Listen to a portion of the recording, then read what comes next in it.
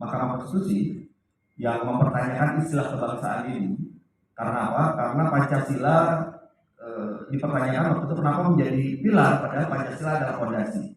Nah, oleh karena itulah maka karena dengan alasan sejarah, karena ini MPR RI sebelumnya itu sudah menjadikan ini sebagai bagian dari tugas anggota MPR RI, maka namanya tetap kita pertahankan, tapi kita sedikit ganti menjadi 4 pilar MPR RI. Di mana yang pertama adalah Pancasila, meskipun dia adalah fondasi, tapi kita tetap sebutkan sebagai pilar MPR RI. Kemudian yang kedua Undang-Undang Dasar 45, kemudian NKRI, dan semboyan Bhinneka Tunggal Ika. Nah, ini adalah tugas dari anggota MPR RI untuk mensosialisasikan ke seluruh warga masyarakat se-Indonesia. Jadi tidak hanya di Lampung saja, tidak hanya hari ini saja kita bekerja sama dengan PWI, tapi di berbagai daerah-daerah kita lakukan kegiatan yang serupa, ya, dalam rangka sosialisasi 4 pilar ini. Karena ini adalah tugas yang diamanahkan kepada anggota MPR RI. Kenapa ini menjadi penting, Bapak Ibu sekalian? Karena ya, kalau kita lihat dari sejarahnya berdirinya bangsa ini didirikan oleh 4 semangat ini. Saya ingin mengajak Bapak Ibu sekalian pergi ke waktu yang lampau. Kalau kita lihat, kita ini kan hidup di Indonesia. Kita hidup bersama-sama. Di dalam satu ruangan ini saja kita berkegiatan bersama-sama, tapi kita yang hadir di sini itu punya berbagai macam latar belakang, berbagai macam perbedaan, berbagai macam suku, berbagai macam agama, berbagai macam cara hidup, dan macam-macam latar belakang kita yang penuh keragaman. Kita tidak di dalam ruangan ini saja sudah begitu beragam. Nah, tapi kita hidup di dalam satu rumah yang namanya rumah Indonesia. Yang ketika kita hidup bersama dalam satu rumah itu, kalau kita ingin rukun-rukun saja, kalau kita ingin bahagia di dalam rumah itu, tentu kita harus menjaga agar di antara kita harus saling memahami, saling menyadari meskipun kita berbeda, ya kita tidak menonjolkan perbedaan itu sebagai satu bagian yang harus kita pertentangkan menjadi konflik. Kalau kemudian yang kita angkat adalah perbedaan-perbedaan kita sebagai suatu konflik, kemudian kita harus memaksakan bahwa saya yang paling hebat, kelompok saya yang paling hebat, yang lain itu di bawah saya, yang lain tidak berguna, yang lain tidak bermanfaat, yang lain tidak penting dan sebagainya, maka kita hidup dalam rumah ini dalam keadaan yang tidak nyaman. Karena kita saling curiga satu sama lain, kita saling benci satu sama lain. Nah, itulah yang kita bayangkan bahwa kita sedang hidup di satu rumah besar yang namanya Indonesia.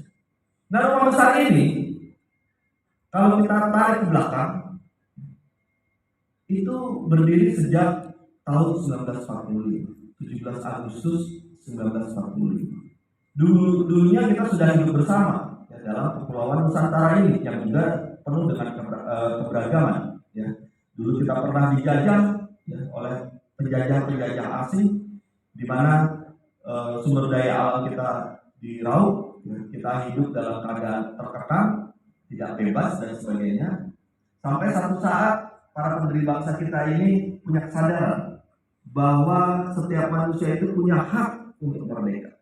Setiap manusia itu punya hak untuk mengatur dirinya sendiri secara bersama-sama. Maka dari itu muncullah kesadaran berbangsa untuk kemudian kita berpikir kita harus mendirikan suatu negara yang namanya adalah Indonesia. Bapak Ibu, menjelang kita ingin merdeka, tentu kita butuh persiapan-persiapan. Sama lah ketika PWI ini periodenya akan berakhir, tentu kita mempersiapkan satu pemilihan lagi, ada panitianya, ada steering komitenya, ada OC-nya dan sebagainya. Semua butuh persiapan. Pada saat itu kita pernah dijajah oleh Belanda, ya. Kemudian muncullah Perang Dunia Kedua, di mana akhirnya Jepang masuk ke Indonesia dan menguasai Indonesia ya, sejak tahun 1942. Dan pada saat itu Jepang mengaku sebagai saudara tua dari bangsa kita. yang ingin membebaskan kita dari kolonialisme Barat pada saat itu.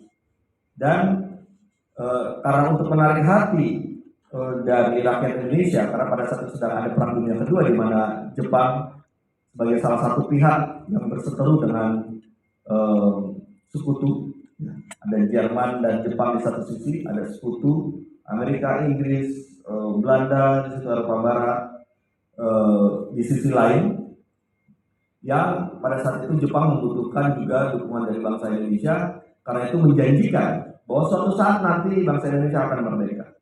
Nah, dalam rangka persiapan untuk pemenuhan janji itu, lantas bangsa Jepang atau negara Jepang membuat persiapan-persiapan yang melibatkan para tokoh-tokoh Indonesia, yang kita kemudian kenal sebagai Dokuritsu Jumbi Kosakai atau badan persiapan BPUPK, badan persiapan untuk usaha-usaha badan persiapan usaha kemerdekaan Indonesia, kemerdekaan di BPUPK. Pada saat itu belum ada Indonesia ini, karena memang baru setelah 17 Agustus kita menyatakan diri sebagai bangsa Indonesia yang merdeka. Nah, para pendiri bangsa ini kemudian berkumpul dan mendiskusikan. BPUPK ini dipimpin oleh Dr. Rajiman. Dr. Rajiman ini adalah tokoh yang sangat senior. Dalam rapat-rapat BPUPK kemudian beliau menanyakan kepada para anggota BPUPK, kalau suatu negara merdeka, kita butuh satu filosofi Grundslag, dasar filosofi berdirinya negara kita. Kemudian beliau mempertanyakan kepada para anggota yang hadir untuk menyampaikan pikiran-pikirannya. Di situ disampaikan pikiran beberapa tokoh, ya Prof. Yamin, kemudian Bung Karno dan sebagainya. Dan pada tanggal 1 Juni, kemudian Bung Karno menyampaikan pidatonya yang dikenal sebagai pidato 1 Juni, di mana beliau mencoba menjawab pertanyaan dari ketua BPUPK tersebut dengan memperkenalkan Pancasila. Pada saat itu Pancasila tidak seperti rumusannya sekarang, agak berbeda. Tapi kalau kita lihat di sidang-sidang BPUPK, dari berbagai pidato-pidato yang disampaikan, yang paling mengerucut pada jawaban atas pertanyaan ketua BPUPK itu adalah pidatonya Bung Karno yang langsung menyatakan usulan mengenai dasar negara. Nah, setelah pidato Bung Karno itu kemudian dibentuklah panitia kecil, panitia 8 ya, untuk merumuskan hasil-hasil diskusi pada rapat-rapat BPUPK tersebut. Dan kemudian panitia kecil ini yang dipimpin oleh Bung Karno membentuk lagi panitia 9 ya, untuk merumuskan dasar negara, dan selanjutnya seperti yang kita bisa nanti baca di dalam materi buku yang telah dibagikan kepada Bapak Ibu sekalian. Dibagikan nggak bukunya? Dibagi. Oke. Nanti saya singkat saja karena sisanya bisa dibaca sendiri.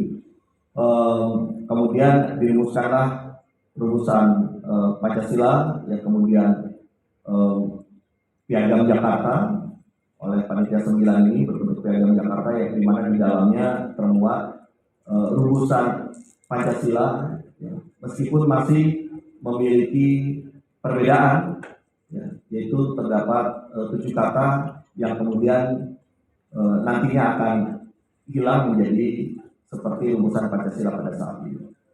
Nah, kenapa rumusan 7 kata itu hilang? Ya.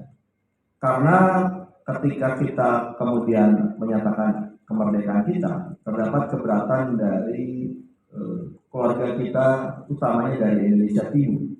Ini kalau kita diminta untuk menjalankan syariat Islam, bagaimana dengan kami yang tidak beragama Islam? Padahal kita kan semangatnya adalah semangat kebersamaan, semangatnya semangat persatuan. Kita ingin semua dapat berhimpun di dalam satu rumah dengan semangat beragama.